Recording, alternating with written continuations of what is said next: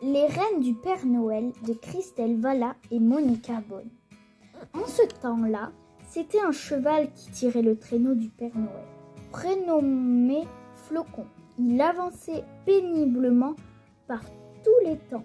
Le traîneau glissait sur les collines enneigées, traversait des forêts silencieuses et s'arrêtait devant chaque maison.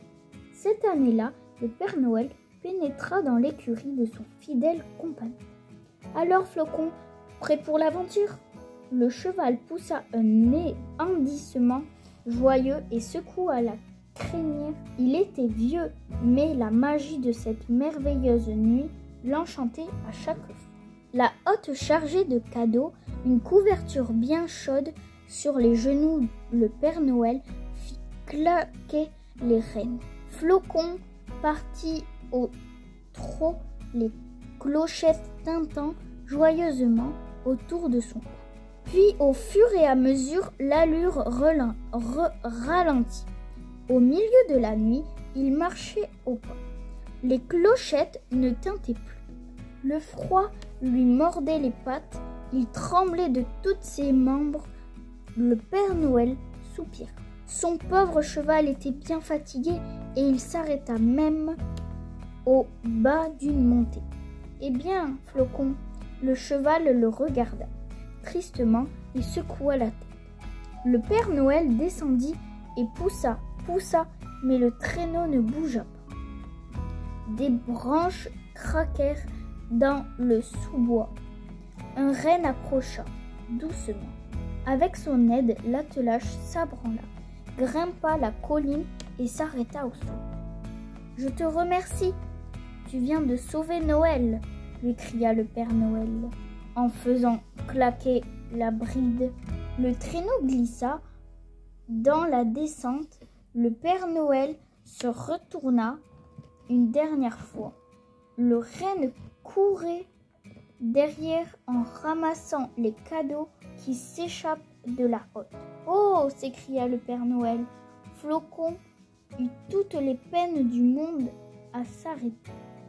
Le renne ramassait les cadeaux éparpillés. Le Père Noël les remit dans la hotte et la ferma bien serrée. « Eh bien, on peut dire que tu viens de sauver Noël pour la seconde fois. Merci infiniment. » Le traîneau repartit aussitôt. La tournée était loin d'être finie. Au petit matin, ils s'arrêtèrent à la dernière maison. C'était une petite ferme au milieu d'une clairière. Une lueur brillait dans l'écurie. Un long hennissement retentit. Flocon redressa la tête.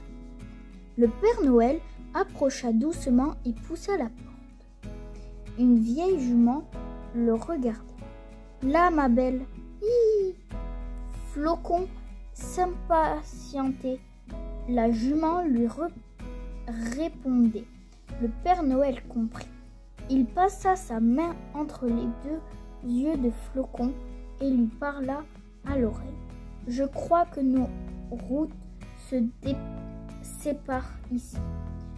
Voici ta nouvelle maison. » Flocon frotta sa tête sur l'épaule du vieil homme. Une larme perla à la pointe de ses cils. Le Père Noël accompagna son vieux cheval jusqu'à l'écurie et après un dernier salut, retourna près du traîneau. Le Père Noël commença à le tirer, mais il ne le bougea que de quelques centimètres.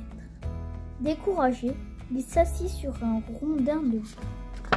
Des branches s'entrechoquèrent dans la forêt. Quelqu'un approchait. Le renne sortit suivi d'un autre, puis encore un. Ce furent 8 rennes qui vinrent se placer devant le traîneau. Le Père Noël avança vers le premier qui avait un petit sac accroché autour du cou.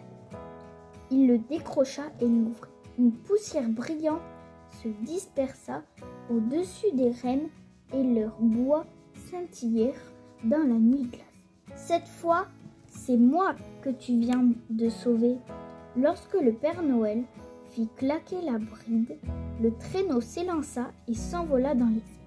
Doucement, s'écria le Père Noël en rattrapant son bonnet de justesse.